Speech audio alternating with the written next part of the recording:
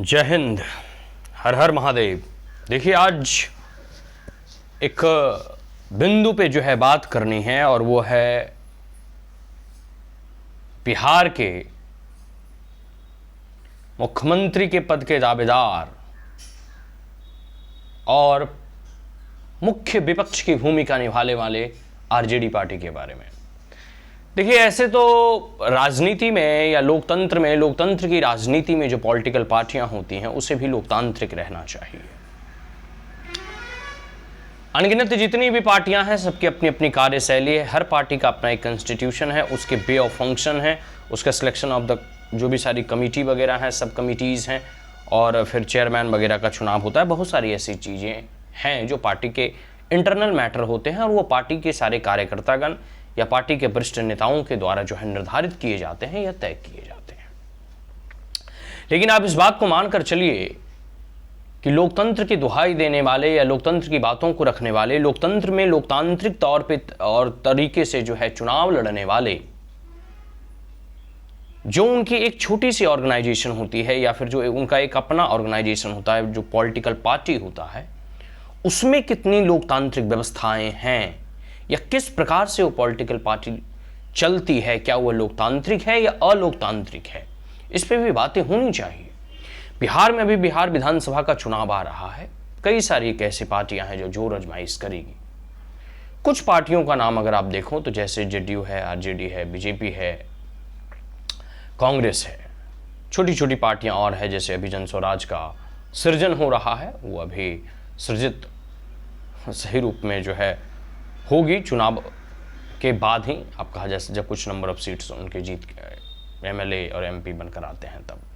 इसके साथ साथ कई सारी और भी छोटी बड़ी पार्टियां हैं, जैसे लोक जनशक्ति पार्टी रामविलास है, फिर आप कह सकते हो कि एचएएम है, जीतन राम मांझी जी की पार्टी है, उपेंद्र कुशवाहा जी की पार्टी है, और छिटपुट जो है या रजिस्टर्ड पार्टी जो आप कह सकते हो, अनरजिस्टर्ड पार्टी, या बहुत सारे ऐसे जो पार्टी हैं लेकिन वो सिर्फ नाम के पार्टी हैं। कुल मिलाकर 100 से 150 तक पॉलिटिकल पार्टी बिहार में रजिस्टर्ड हैं इलेक्शन कमीशन के पास।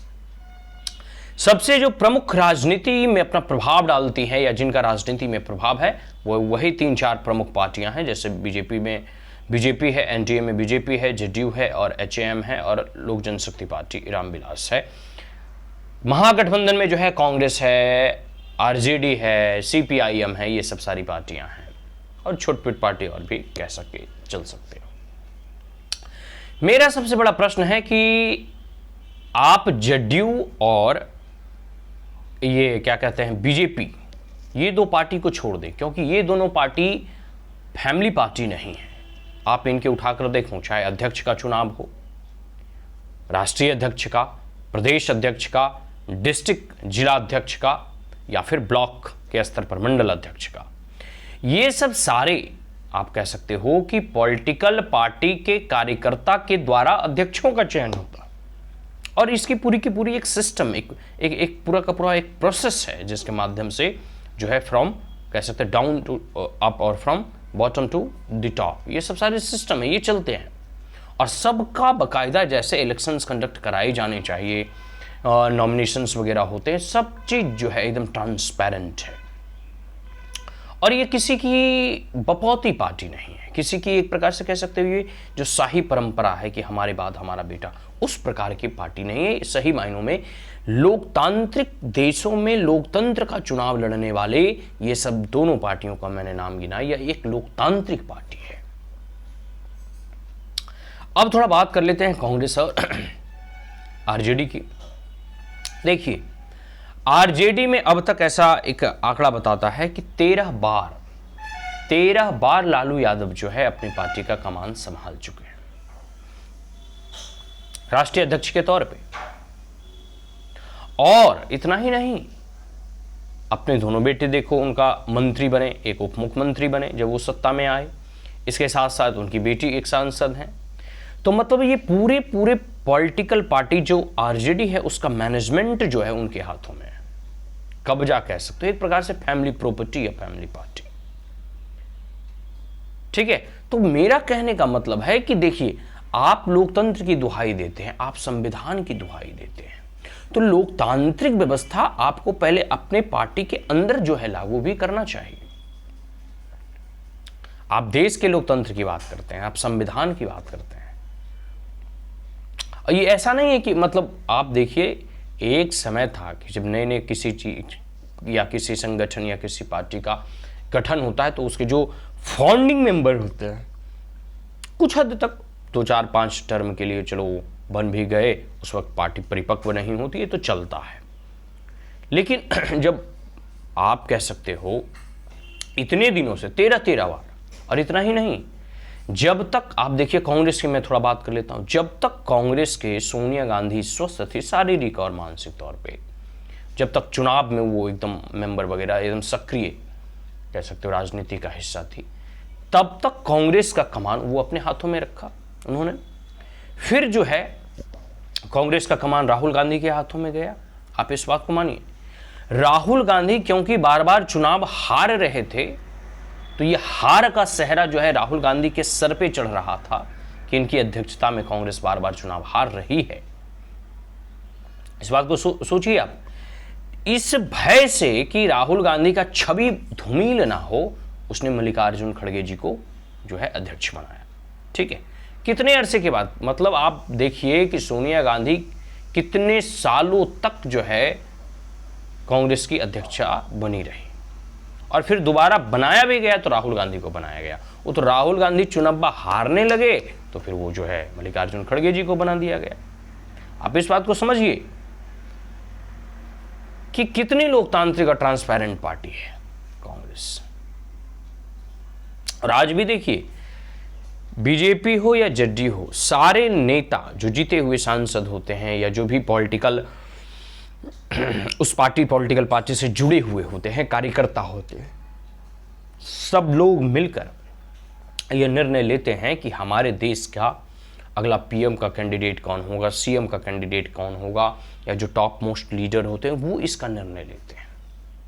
लेकिन कांग्रेस और आरजेडी में ये पहले से सुनिश्चित हो चुका होता है, ये पहले से तय हो चुका होता है कि हमारा बेटा ही हमारा जो है राजनीतिक उत्तराधिकारी बनेगा। ठीक वैसे ही जैसे कभी राजतंत्र में ऐसी परंपरा और परिपाटी थी कि राजा का बेटा ही राजा बनता था। एक नई पार्टी उभर रही है प्रशांत किशोर के तौर पे, जो इनका जन स्वराज है।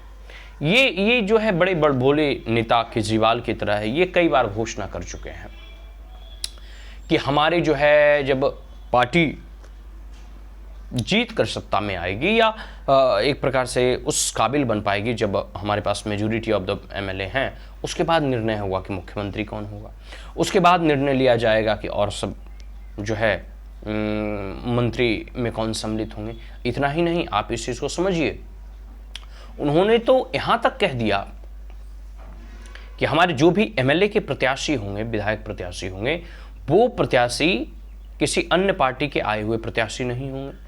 दूसरा कि सारे चेहरे नए होंगे, साफ छवि के होंगे, कोई आपराधिक बैकग्राउंड या भ्रष्टाचार में संलिप्त ऐसे बैकग्राउंड वाले नेताओं की छवि वाले नेता को जो है हम टिकट नहीं देंगे। ये सब सारी बातें वो कह रहे हैं। लेकिन अभी देखिए, अभी प्रशांत किशोर एक भी चुनाव नहीं लड़े, चुनाव लड़ने दीजिए।